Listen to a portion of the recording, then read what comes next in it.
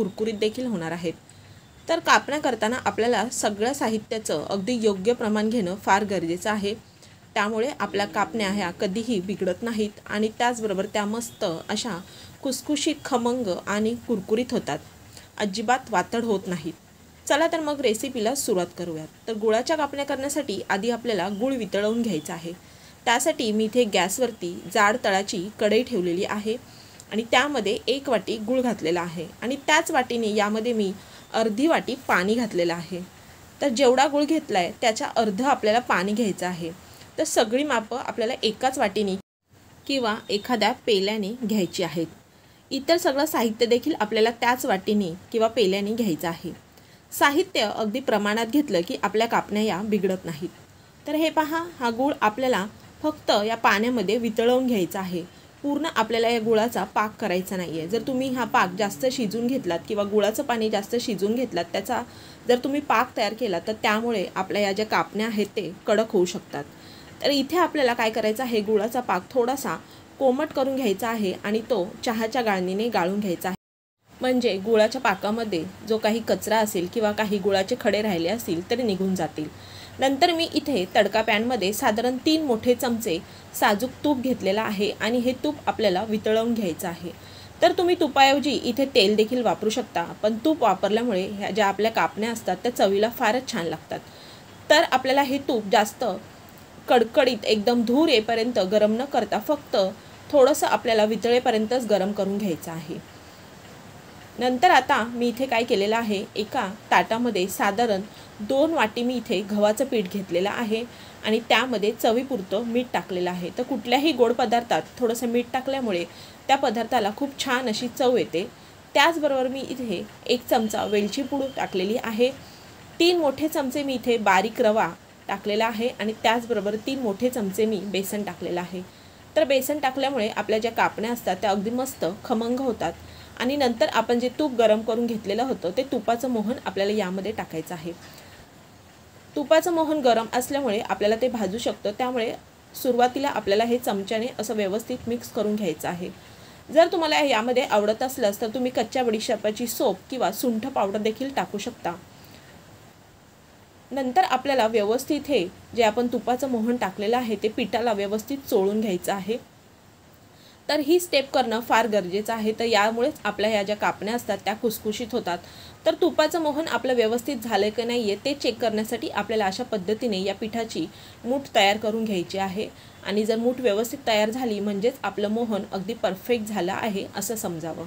आता कोमट झालेला हे जो गुळाचा पाक आहे तो आपल्याला थोडा थोडा यामध्ये ॲड करत मस्त असं घट्टसर आपल्याला आपण जसं चपात्या करण्यासाठी कणिक मळतो त्याच पद्धतीने पण थोडंसं आपल्याला हे घट्ट असं कणिक मळून घ्यायचं आहे। तर लगेचच सर्व गुळाचं पाणी न टाकता जसं लागेल तसं थोडं थोडं पाणी आपल्याला यामध्ये ॲड करत जायचं आहे। तर जितकं मावेल तितकं आपल्याला यामध्ये गुळाचं पाणी टाकायचं आहे। बऱ्याच वेळी कापण्या या नरम पडतात, तर त्यासाठी आपल्याला इथे बारीक रवा नक्की घालायचा आहे। जर तुमच्याकडे बारीक रवा नसेल तर तुम्ही जाड रवा थोडासा मिक्सरमध्ये फिरून देखील तुम्ही यामध्ये टाकू शकता। रवा घातल्यामुळे कापण्यांमध्ये मस्त असा कुरकुरीतपणा देखील येतो। तर तुम्ही पाहू शकता हे मी पीठ मळून घेतलेलं आहे आणि हे पीठ मळण्यासाठी मला पूर्ण गुळाचा जो आपण पाक तयार केला होता तो संपूर्ण पाक मी इथे वापरलेला आहे। 15 ते 20 मिनिटे आपल्याला पीठ मुरण्यासाठी ठेवायचं आहे, कारण आपण यामध्ये रवा टाकलेला आहे तो व्यवस्थित फुलला पाहिजे म्हणून आपल्याला हे पीठ भिजवणं गरजेचं आहे। तर पिठाचा इथे मी एक गोळा घेतलेला आहे आणि बाकीचं पीठ आपल्याला झाकून ठेवायचं आहे आणि आता आपण हा गोळा लाटून घेणार आहोत। तर अगदी परफेक्ट असा हा आपलं पीठ तयार झालेलं आहे, जास्त घट्ट नाही किंवा जास्त पातळही नाही, मस्त परफेक्ट कन्सिस्टन्सीचं आपलं हे पीठ तयार झालेलं आहे आणि मी याची पोळी लाटून घेतलेली आहे, तुम्ही पाहू शकता। आणि नंतर पोळी आपल्याला जास्त जाड किंवा जास्त पातळ लाटायची नाही आहे।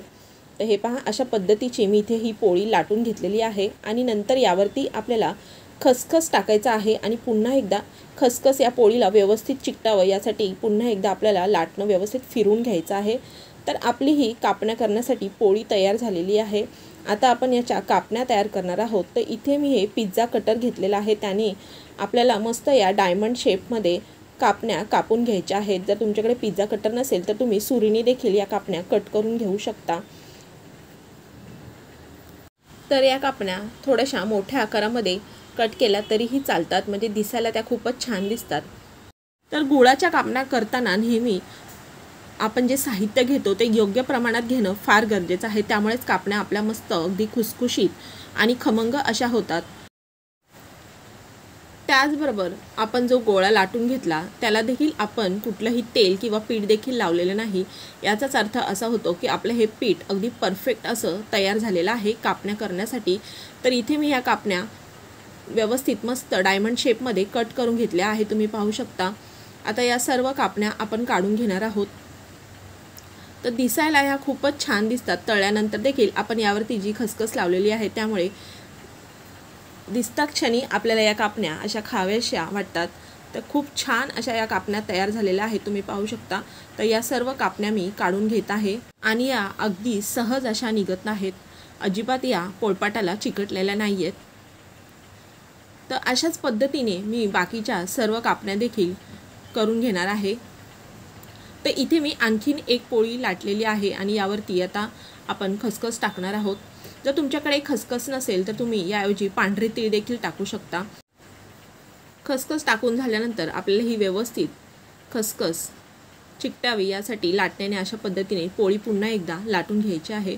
जास्त जाड किंवा जास्त पातळ न लाटता आपण चपाती लाटतो त्यापेक्षा थोडीशी जाड अशी आपल्याला ही जी कापणीची पोळी आहे ती लाटून घ्यायची आहे। जर तुम्हाला अगदी कुरकुरीत कापण्या हव्या असतील तर थोडीशी आणखीन पातळ लाटली तरीही चालेल, आणि जर खुसखुशीत हव्या असतील तर थोडीशी आपल्याला ही पोळी जाड लाटून घ्यायची आहे। आणि अशाच पद्धतीने मी ही पोळी देखील कट करून घेत आहे। बाजूलाच मी गॅसवरती तेल गरम करायला ठेवलेलं आहे। तर तेल आपण गरम करताना अगदी कडकडीत असं गरम करायचं नाही आहे। तर हे पहा, अशाच पद्धतीने मी ह्या कापण्या देखील काढून घेत आहे। तेल आपलं गरम झालेलं आहे, तर त्यामध्ये आपल्याला जितक्या मावतील तितक्या अशा कापण्या तेलात सोडायचा आहे आणि गॅसची फ्लेम आपल्याला मीडियम टू हायवरती ठेवायची आहे। जास्त हाय फ्लेमवरती या कापण्या तळायच्या नाही आहेत। यामध्ये आपण गूळ टाकलेला आहे, तर जास्त तुम्ही हाय फ्लेमवरती या जर कापण्या तळल्यात तर त्यामुळे अगदी काळपट असा रंग कापण्यांना येऊ शकतो आणि त्या वरतून तर आपल्याला तळल्यासारख्या वाटतात पण आतमध्ये कच्च्या राहू शकतात। त्यामुळे अगदी मीडियम टू हाय फ्लेमवरती अशा पद्धतीने आपल्याला झारा फिरवत सर्व बाजूने मस्त खरपूस रंगावरती या कापण्या खमंग अशा तळून घ्यायच्या आहेत। तर तुम्ही पाहू शकता इथे या मस्त कापण्या आपल्या तळून झालेल्या आहेत, रंग अगदी छान आलेला आहे। तर कापण्या जर तुम्ही अगदी लो फ्लेमवरती तळलात तर त्यामुळे कापण्या आपल्या वातड होऊ शकतात किंवा जास्त तेलकट देखील होऊ शकतात। तर आपल्याला मीडियम टू हाय फ्लेमवरतीच या कापण्या मस्त तळून घ्यायच्या आहेत। तर अशाच पद्धतीने मी या बाकीच्या कापण्या देखील तळून घेत आहे। तर कापण्या तळताना आपल्या तेलाचं टेम्परेचर मेंटेन ठेवणं फार गरजेचं असतं। तर इथे मी एक कापणी तुम्हाला तोडून दाखवत आहे। तर हे पहा, अगदी मस्त एका हाताने सहज ही तुटते, मस्त खुसखुशीत आपली ही कापणी तयार झालेली आहे। तर तुम्ही देखील या पद्धतीने या आषाढ महिन्यात या गुळाच्या कापण्या नक्की करून पहा, मला खात्री आहे तुम्हाला नक्की आवडतील। आणि जर तुम्हाला हा व्हिडिओ आवडला असेल तर व्हिडिओला लाईक करा, जास्तीत जास्त शेअर करा। सर्वप्रथम मी इथे एक मिक्सरचं भांडं घेतलेलं आहे, त्यामध्ये 3 ते 4 हिरव्या मिरच्या टाकलेल्या आहेत, 4 ते 5 लसणाच्या पाकळ्या टाकलेल्या आहेत, 1 चमचा जिरं टाकलेला आहे, अर्धा चमचा इथे मी ओवा टाकलेला आहे आणि हे जे सर्व साहित्य आहे ते आपल्याला मिक्सरला असं जाडसर वाटून घ्यायचं आहे। तर तुम्ही पाहू शकता इथे मी हे असं जाडसर वाटून घेतलेलं आहे। तर आपलं हे जे वाटण लागणार होतं ते आपलं वाटण तयार झालेलं आहे। हवं असल्यास तुम्ही यामध्ये थोडीशी कोथिंबीर देखील टाकू शकता। आता आपण वाटण तयार केलेलं आहे, तर आपण याला लागणारं जे पीठ आहे ते मळून घेणार आहोत। तर कुठल्याही एखाद्या वाटीने आपल्याला ही जी पिठं आहेत ती मोजून घ्यायची आहेत। तर इथे मी एक वाटी सेट केलेली आहे आणि त्या वाटीने सर्व पिठं मोजून घेत आहे। तर 1 वाटी मी इथे गव्हाचं पीठ घेतलेलं आहे, त्याचबरोबर अर्धी वाटी ज्वारीचं पीठ घेतलेलं आहे आणि अर्धी वाटी मी इथे बेसन घेतलेलं आहे। तर बेसन घातल्यामुळे ज्या पुऱ्या असतात त्या अतिशय चवीला छान होतात। आणि नंतर आपल्याला यामध्ये साधारण मोठे 3 चमचे मी कडकडीत तेल गरम करून घेतलं होतं, तर हे तेलाचं मोहन आपल्याला टाकायचं आहे आणि सर्वप्रथम आपल्याला हे जे सर्व पिठं आहेत ती व्यवस्थित या तेलामध्ये मिसळून घ्यायची आहेत। तर तेल खूप असं गरम आहे त्यामुळे मी चमच्याने हे फिरून घेत आहे, व्यवस्थित मिक्स करून घेत आहे। तेल थोडंसं कोमट झाल्यानंतर आपण हे जे मोहन टाकलं होतं ते सर्व आपण व्यवस्थित पिठाला चोळून घेणार आहोत, जेणेकरून आपल्या ज्या पुऱ्या आहेत त्या अतिशय छान अशा खुसखुशीत होणार आहेत। तर हे पहा, अशा पद्धतीने सर्व पिठाला व्यवस्थित हे तेल जे आपण टाकलं होतं, मोहन टाकलं होतं ते चोळून घ्यायचं आहे, म्हणजे तेल व्यवस्थित पिठाला लागलं जातं। तर हे पहा, मी थोडंसं पीठ मुठीमध्ये असं दाबून पाहते तर याचा असा गोळा तयार होतो। याचा अर्थ आपण जे मोहन टाकलं होतं ते अगदी परफेक्ट असं या पिठामध्ये पडलेलं आहे। नंतर आता आपण यामध्ये चवीनुसार मीठ टाकणार आहोत। त्याचबरोबर आपल्याला इथे हे जे मी पांढरे तीळ घेतलेले आहेत साधारण 2 चमचे, त्याचबरोबर आपण जे वाटण तयार केलं होतं ते वाटण मी इथे टाकलेलं आहे। 1 चमचा मी यामध्ये हळद टाकलेली आहे, भरपूर अशी कोथिंबीर टाकलेली आहे आणि इथे साधारण 2 ते 3 चमचे मी कसुरी मेथी टाकलेली आहे। तर कसुरी मेथी ऑप्शनल आहे, जर तुम्हाला आवडत असेल तर टाका, नाही टाकली तरीही चालणार आहे, पण कसुरी मेथी टाकल्यामुळे अतिशय छान अशी चव या पुऱ्यांना येते। सर्व जिन्नस आपले टाकून झालेले आहेत, तर आपण थंड पाण्याचा वापर करून छान असा हा घट्टसर पिठाचा गोळा मळून घेणार आहोत। तर जसं लागेल तसं आपल्याला यामध्ये पाणी टाकायचं आहे, एकदम जास्त पाणी टाकू नका। थोडंसं आपण चपातीला जसं पीठ मळतो त्यापेक्षा थोडंसं घट्टसर आपल्याला हे पीठ मळून घ्यायचं आहे। तर हे पहा, इथे मी हा पिठाचा गोळा मळून घेतलेला आहे, थोडासा घट्टसरच मळायचा आहे। जर अगदी तुम्ही पातळ पीठ मळलं तर पुऱ्या अगदी तेलकट होऊ शकतात, त्यामुळे थोडंसं चपातीच्या कणकेपेक्षा थोडंसं पीठ घट्ट मळा आणि हे पीठ मी एका दुसऱ्या भांड्यामध्ये ट्रान्सफर करून वरतून थोडंसं आपल्याला तेल लावायचं आहे, जेणेकरून पीठ आपलं कोरडं पडू नये म्हणून। आणि यावरती झाकण ठेवून साधारण 20 ते 25 मिनिटं हे पीठ आपल्याला असंच मुरण्यासाठी ठेवायचं आहे। तर 20 ते 25 मिनिटे झालेली आहेत। आता आपण पुऱ्या लाटायला घेऊयात। तर अगदी छोट्या छोट्या आकाराचे आपल्याला याचे गोळे करून घ्यायचे आहेत। तुम्हाला जशा पुऱ्या हव्यात लहान मोठ्या तशा तुम्ही लाटू शकता। तर हे पहा, अशा पद्धतीने जास्त पातळ किंवा जास्त जाड न लाटता ज्याप्रमाणे आपण चपाती लाटतो त्यापेक्षा थोडीशी जाड अशी आपल्याला ही पुरी लाटून घ्यायची आहे। तर तुम्ही पाहू शकता इथे मी एक पुरी लाटलेली आहे। तर अशाच पद्धतीने मी बाकीच्या पुऱ्या देखील लाटून घेत आहे। तर चवीला फारच अशा अप्रतिम या पुऱ्या लागतात। तुम्ही कुठे प्रवासाला जात असाल तर प्रवासाला देखील तुम्ही या पुऱ्या घेऊन जाऊ शकता, कारण 7 ते 8 दिवस या पुऱ्या अजिबात खराब होत नाही। त्याचबरोबर लहान मुलांना टिफिनला देखील तुम्ही या पुऱ्या बनवून देऊ शकता। तर हे पहा, अशा पद्धतीने मी सर्व पुऱ्या करून घेतलेल्या आहेत, त्या आता आपण तळूयात। तर इथे मी तेल चांगलं कडकडीत गरम करून घेतलं होतं आणि मध्यम आचेवरती आपल्याला या ज्या पुऱ्या आहेत त्या छान अशा सोनेरी रंगावरती तळून घ्यायच्या आहे। तर तुम्ही पाहू शकता मस्त टम्म अशी आपली ही पुरी फुगलेली आहे, रंग देखील सुरेख आलेला आहे आणि पुरी दिसत देखील खूपच छान आहे, तुम्ही पाहू शकता। तर दोन्ही बाजूनी मस्त खमंग खुसखुशीत होईपर्यंत या ज्या पुऱ्या आहेत त्या आपल्याला तळून घ्यायच्या आहेत। तर हे पहा, मस्त रंग आलेला आहे, अगदी पुरी सुरेख अशी दिसत आहे आणि खाण्यासाठी तर अप्रतिमच लागते। तुम्ही कुठल्याही भाजीसोबत किंवा तुम्ही या पुऱ्या अशाच देखील खाल्ल्यात तरीही फारच अप्रतिम लागतात। लोणच्यासोबत खाऊ शकता, दह्यासोबत खाऊ शकता। तर आणखीन एक पुरी मी इथे तळत आहे। तर तुम्ही पाहू शकता मस्त अशा टम्म आपल्या या पुऱ्या फुगत आहेत आणि तुम्ही पाहू शकता अजिबात या पुऱ्यांनी तेल पिलेलं नाही, अजिबात तेलकट झालेलं नाहीत, तर रंग देखील फारच सुरेख आलेला आहे। तर अशाच पद्धतीने मी आता बाकीच्या पुऱ्या देखील तळून घेत आहे। तुम्हाला ही माझी आजची रेसिपी जर आवडली असेल तर व्हिडिओला लाईक करा, जास्तीत जास्त तुमच्या मित्रपरिवारासोबत शेअर करा आणि हो, तुम्ही माझ्या चॅनलवर नवीन असाल, अजून सबस्क्राईब केलं नसेल तर सबस्क्राईब करा आणि बाजूचे बेल बटन देखील प्रेस करा, म्हणजेच तुम्हाला माझ्या येणाऱ्या नवीन व्हिडिओजचे नोटिफिकेशन मिळेल। इथे मी सुरुवातीला हा साधारण 250 ग्राम भोपळा घेतलेला आहे आणि याचा जो बियांचा भाग असतो तो कट करून स्वच्छ भोपळा मी धुवून घेतलेला आहे।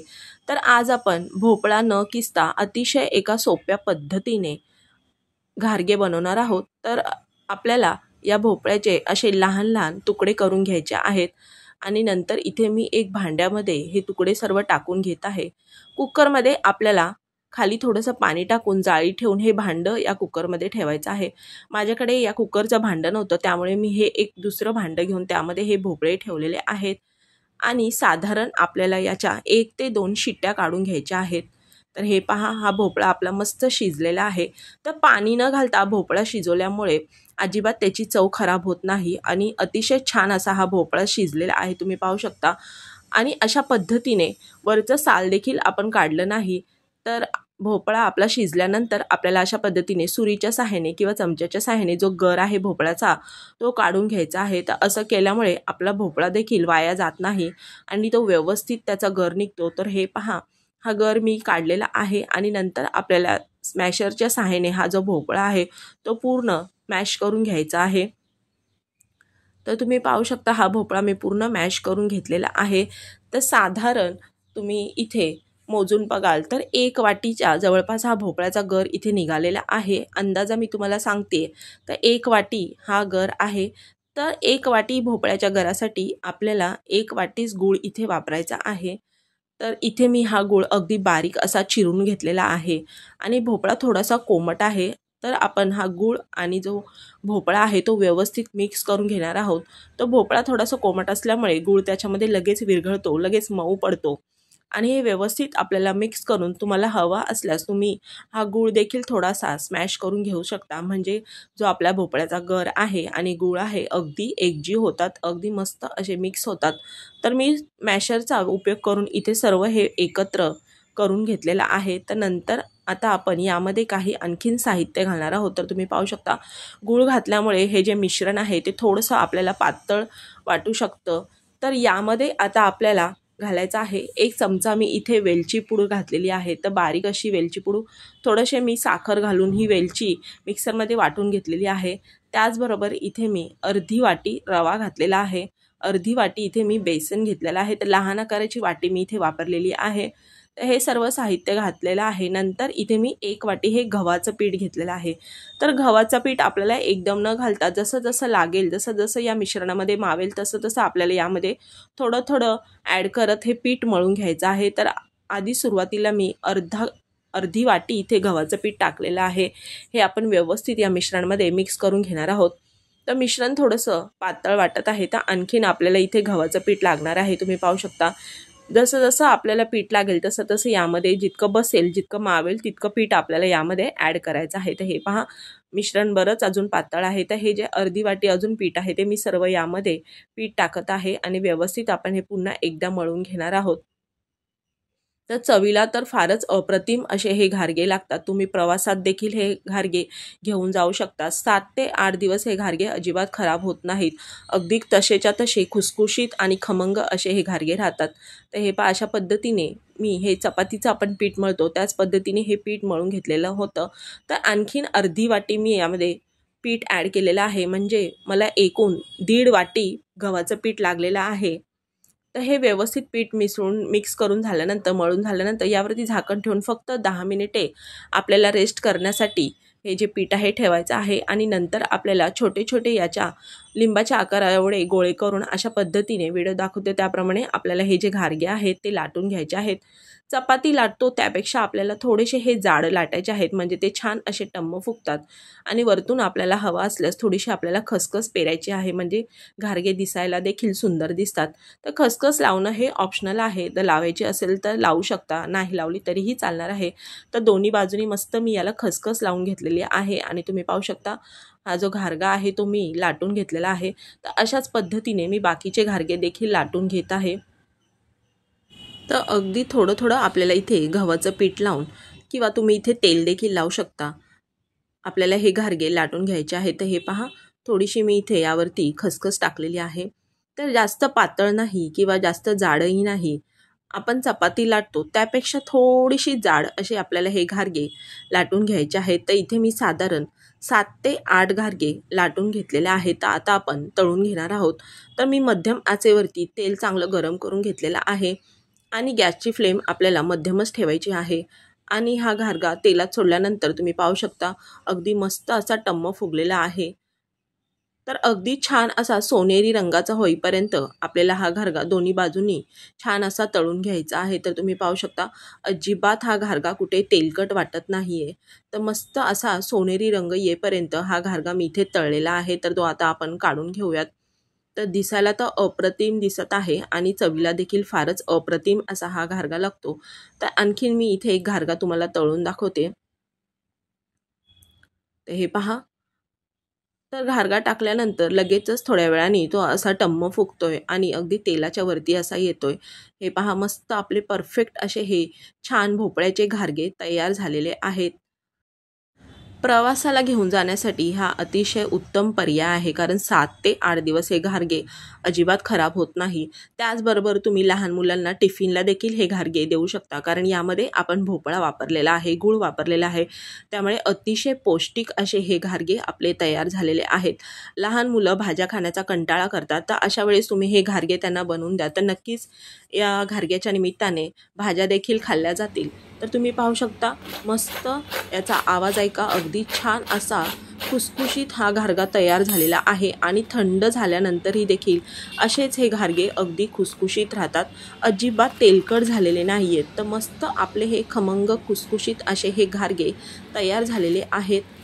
2 कप तांदळाचं पीठ घेतलेलं आहे, हे आता आपण या ताटामध्ये चाळून घेणार आहोत।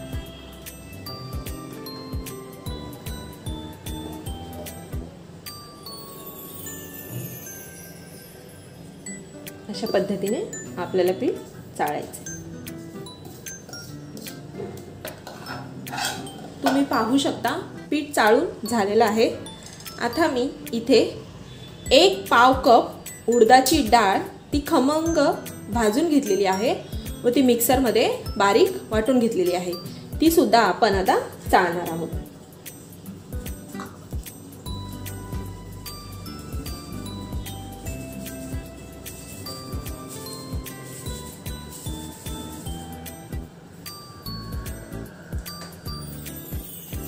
आपली डाळ व तांदळाचं पीठ चाळून झालेलं आहे, त्यामध्ये मी आता मीठ घालते चवीनुसार,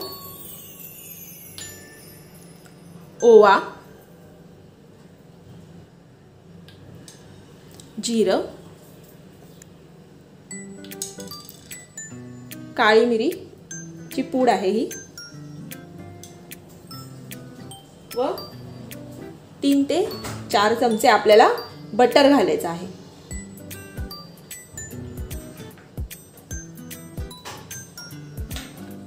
आता हे सर्व आपल्याला व्यवस्थित मिक्स करून घ्यायचं आहे।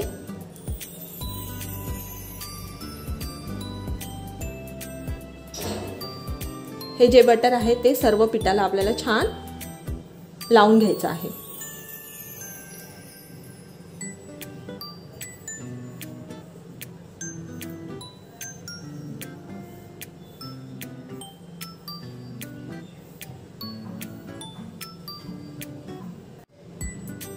आता मी यामध्ये थोडंसं पाणी घालून आपण हे पीठ मळून घेणार आहोत। आपल्याला जसं लागेल तसं थोडं थोडं पाणी यात आपल्याला ॲड करायचं आहे, एकदम जास्त पाणी यामध्ये घालायचं नाहीये।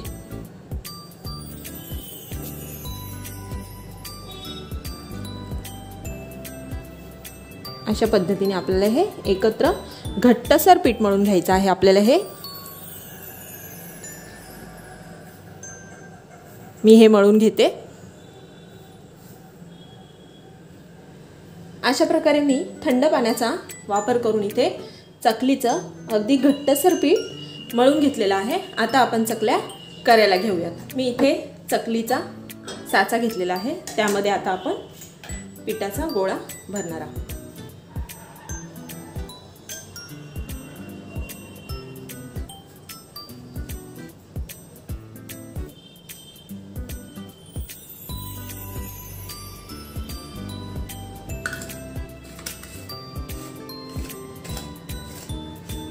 आता आपण चकल्या करूया। इथे मी ताटाला थोडंसं तेल लावून घेतलेलं आहे, त्यावरती आता आपण चकली करून घेणार आहोत।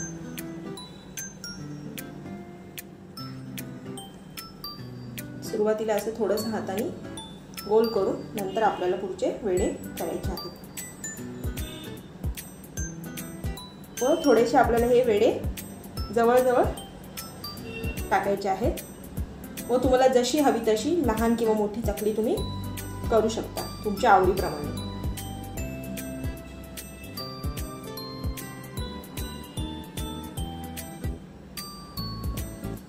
व हे शेवटचं टोक आपल्याला चकलीला असं चिकटवायचं आहे जेणेकरून तेलात आपली चकली सुटणार नाही।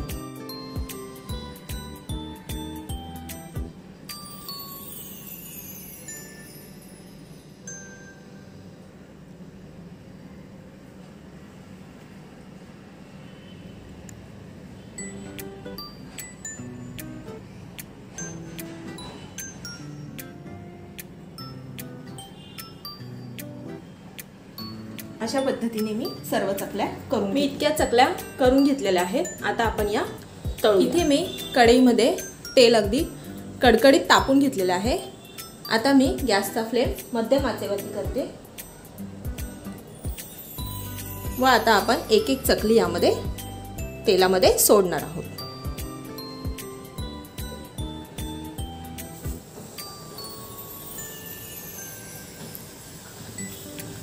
चकली सोडताना मध्यम गॅस ठेवायचा आहे, नाहीतर जर तुम्ही फास्ट गॅस ठेवला तर ती चकली वरतून तळली जाईल पण आतमध्ये ती कच्ची राहील। त्यामुळे चकल्या नेहमी आपल्याला मध्यम आचेवरतीच तळायच्या आहेत।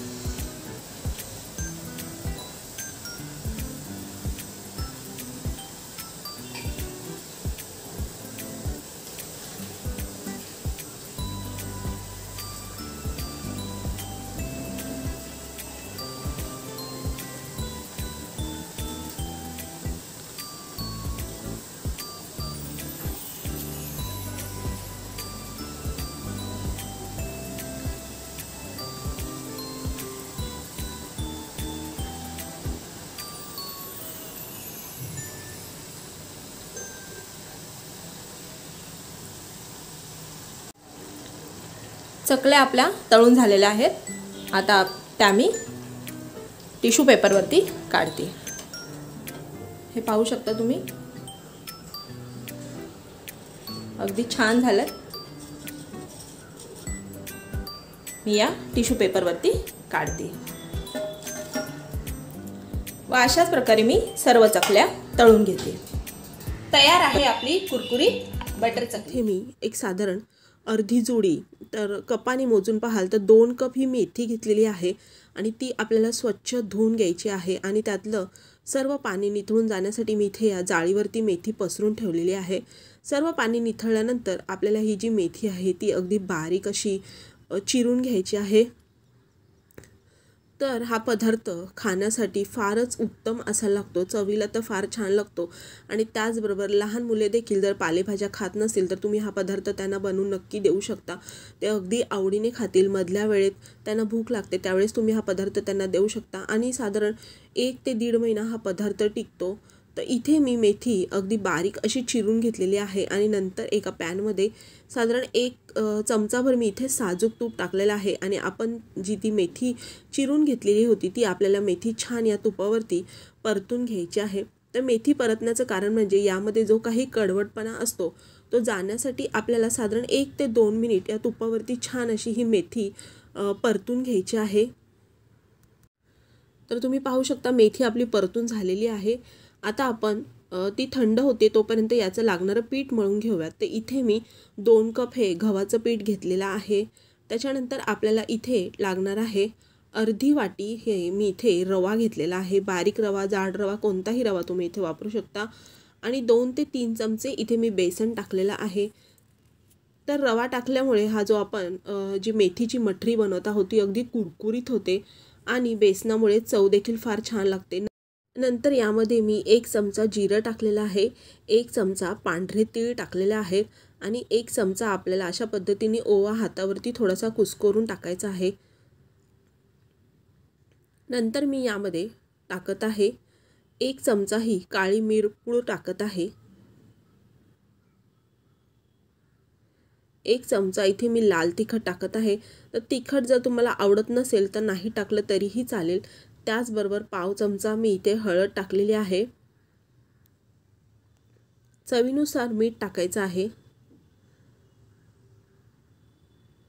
आता यामध्ये आपल्याला टाकायचं आहे साजूक तूप। तर हे पहा, इथे हे तूप आपल्याला वितळवून घ्यायची गरज नाही, रूम टेम्परेचरचंच हे तूप मी इथे टाकलेलं आहे, साधारण 1 चमचाभर। आणि हे तूप आपल्याला व्यवस्थित या पिठांना व्यवस्थित लावून घ्यायचं आहे, एकजीव करून घ्यायचं आहे। आपण जे सर्व मसाले वगैरे टाकलेले आहेत, सर्व जिन्नस या पिठामध्ये टाकलेले आहेत, ते आपल्याला अशा पद्धतीने एकत्र करून घ्यायचे आहेत। नंतर आता आपल्याला यामध्ये टाकायचं आहे, आपण जी मेथी परतून ठेवली होती ती पूर्णपणे आता थंड झालेली आहे। तर जी थंड झालेली मेथी आहे ती आता आपण यामध्ये टाकणार आहोत। तर हे पहा, पूर्ण अशी मेथी आपल्याला कोरडी करून घ्यायची आहे आणि ही देखील आता आपल्याला पिठामध्ये छान व्यवस्थित मिक्स करून घ्यायची आहे। आणि नंतर आपल्याला थोडं साधं पाणी वापरून आपल्याला हे छान असं घट्टसर पीठ मळून घ्यायचं आहे। तर हे पीठ जास्त घट्ट किंवा जास्त पातळ न मळता आपण जसं नेहमी चपात्या करण्यासाठी पीठ मळतो त्याचप्रमाणे हे पीठ आपल्याला मळायचं आहे आणि हे पीठ साधारण अर्धा तास आपल्याला मुरण्यासाठी ठेवायचं आहे। नंतर मी इथे एका वाटीमध्ये 3 चमचे कॉर्नफ्लोअर घेतलेला आहे आणि त्यामध्ये 1 चमचा साजूक तूप टाकलेला आहे आणि साजूक तूप आणि कॉर्नफ्लोअर आपल्याला व्यवस्थित अशा पद्धतीने एकजीव मिक्स करून घ्यायचा आहे। जर कॉर्नफ्लोअर जर तुमच्याकडे नसेल तर तुम्ही इथे मैदा देखील वापरू शकता। तर हे पहा, व्यवस्थित आपल्याला हे फेटून घ्यायचं आहे। तर हा आपला साठा तयार झालेला आहे। आता तो आपण साईडला ठेवूयात आणि पीठ देखील आपलं चांगलं व्यवस्थित मुरलेलं आहे। तर जितकं तुम्ही जास्त पीठ हे मुरवाल तितकं हे जे आपण मठरी बनवत आहोत ती अगदी छान होते, खुसखुशीत होते। तर हे पहा, अशा पद्धतीने आपण चपाती करण्यासाठी जसे गोळे तयार करतो तसे याचे आपल्याला गोळे तयार करून ठेवायचे आहे आणि याला मी थोडंसं पीठ लावलेलं आहे आणि अशा पद्धतीने आपण जशी चपाती लाटतो त्याच पद्धतीने आपल्याला ही चपाती लाटून घ्यायची आहे। तर ही दिसायला देखील फारच छान अशी दिसते। कलर देखील आपण यामध्ये हळद टाकलेली आहे त्यामुळे खूपच सुरेख असा रंग आलेला आहे आणि मेथी टाकलेल्यामुळे ही चपाती खूपच छान दिसत आहे।